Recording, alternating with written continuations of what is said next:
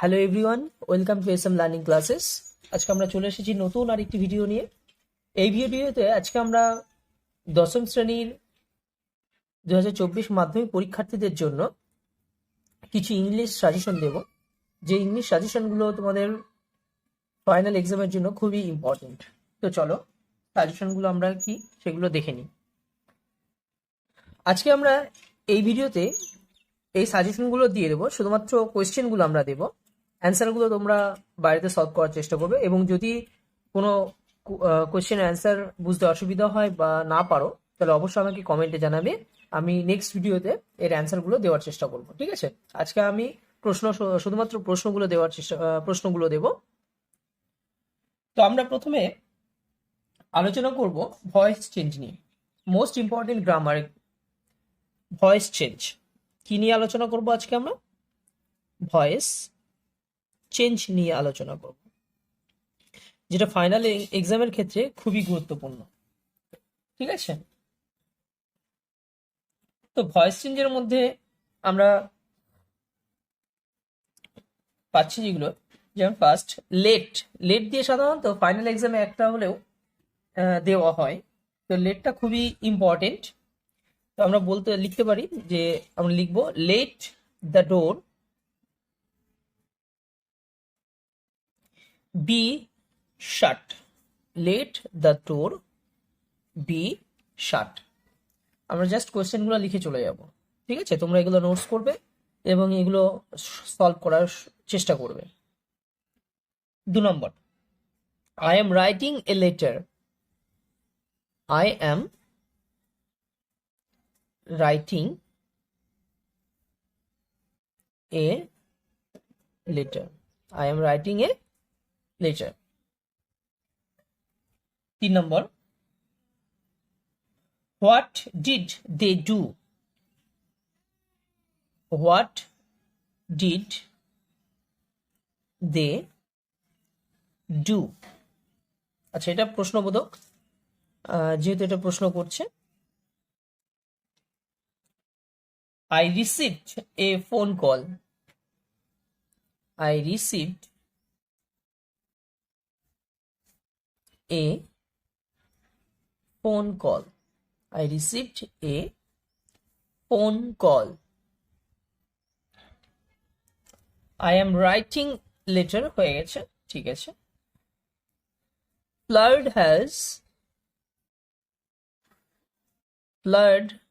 has damaged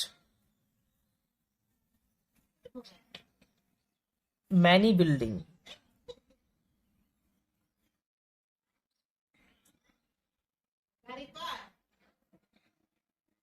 Flood has damaged many buildings.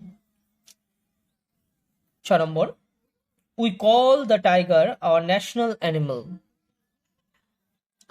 We call the tiger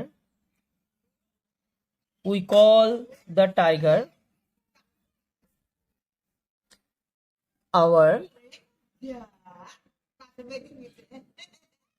national animal.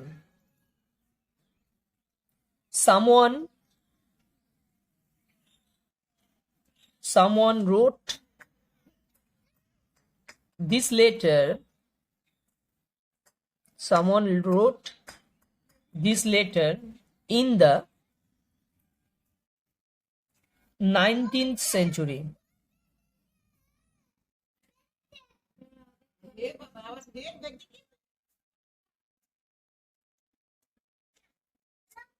Nineteenth century.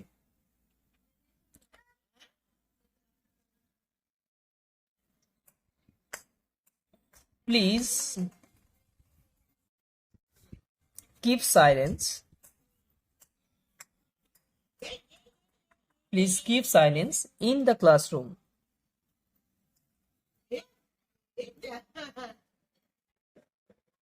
In the classroom. তো এই যে voice চেঞ্জগুলো দেওয়া হলো, তো এইগুলো তোমরা প্র্যাকটিস করবে এবং উত্তরগুলো প্রশ্নগুলো সলভ করার চেষ্টা করবে। যদি কোনো কোয়েশ্চেন বুঝতে অসুবিধা হয় বা কোনোটা যদি বুঝতে না পারো, সেটা আমাকে অবশ্যই কমেন্টে জানাবে, আমি সমাধান করার চেষ্টা করবো, সমাধান করে দেবো উত্তরটা। এবার আমরা ভয়েস চেঞ্জের পর ফ্রেজাল ভার্ব নিয়ে আলোচনা করব। ফ্রেজাল ভার্ব যেগুলো সাধারণত ফাইনাল এক্সামে থাকে, খুবই ইম্পর্টেন্ট একটা। তো এই ফ্রেজাল ভার্বের মধ্যে তোমরা যেগুলো লক্ষ্য করবে, যেমন bear bear away, bear with, break down, break down, break into, break out. এই যে ফ্রেজাল ভার্বগুলো দেওয়া হলো, এই ফ্রেজাল ভার্ব এইগুলোর এই টাইপের গুলো, এগুলো ভালো করে লক্ষ্য করবে, এগুলো কিন্তু খুবই ইম্পর্টেন্ট। সাধারণত এগুলো থেকে তোমরা একটা হলেও পাবে, ঠিক আছে। নেক্সট আমরা রিপোর্ট নিয়ে আলোচনা করব। কি নিয়ে? রিপোর্ট নিয়ে। তো এইগুলো তোমরা নোটস করে নাও।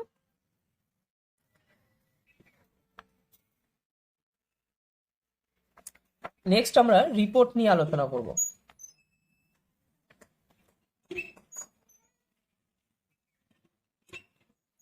তো রিপোর্টের মধ্যে আমরা ফার্স্ট যেটা পাবো, যে অমরনাথে যে বন্যা হয়েছিল 2022 সালে, সেই বন্যা সম্পর্কে। এটা সাধারণত 2024 মাধ্যমিকের জন্য খুবই ইম্পর্টেন্ট একটা রিপোর্ট রাইটিং। তো এটা সাধারণত আসতে পারে, তোমরা এটা নোটসটা এটা ভালো করে স্টাডি করবে। তো এরকম আসতে পারে, write a write a newspaper report, write a newspaper report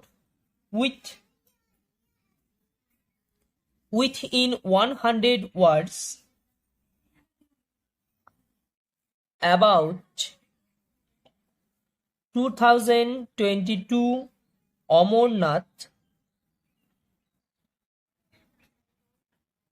Amarnath floods, ব্র্যাকেটে মেনশন থাকতে পারে তোমার ডেট, যেটা সাধারণত উল্লেখ করা থাকবে, ডেট অ্যান্ড টাইম, ঠিক আছে, place, date and time, place, causes,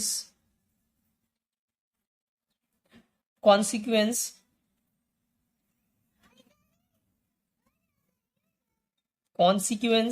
action taken, ঠিক আছে। আচ্ছা, দ্বিতীয় আর একটা রিপোর্ট রাইটিং, যেটা write a newspaper report, write a newspaper report within 100 words about 2022 Surat gas leak, date and time, place, causes, consequence, action taken।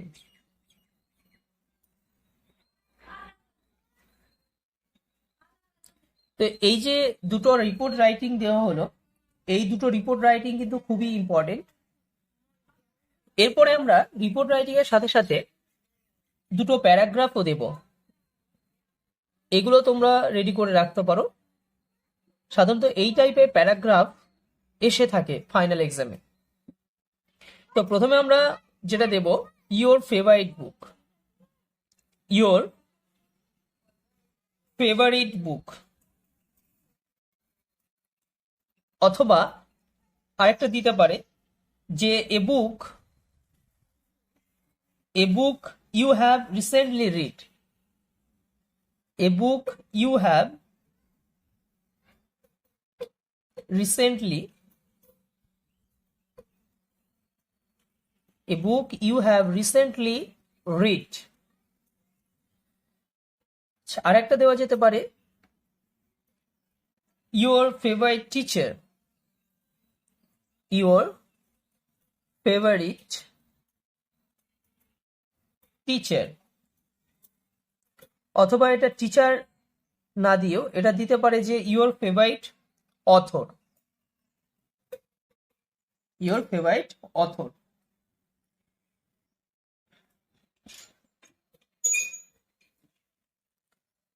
আচ্ছা, তাহলে আজকে রিপোর্ট রাইটিং এবং প্যারাগ্রাফ নিয়ে আলোচনা করলাম। লাস্ট আমরা যে সাজেশনটা দেব সেটা হচ্ছে লেটার রাইটিং এর মধ্যে,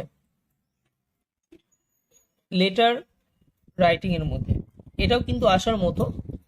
এরকম টাইপের কোশ্চেন 2010 সালে এসেছে একবার, দ্রব্যমূল্য বৃদ্ধি, যেটা বাংলায় এসেছিল প্রতিবেদন। তো এটা লেটার রাইটিং ইংরেজি আসতে পারে, যেটা high prices of essential commodities, high prices of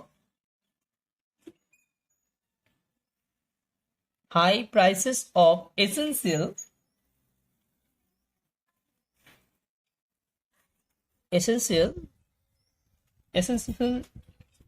commodities,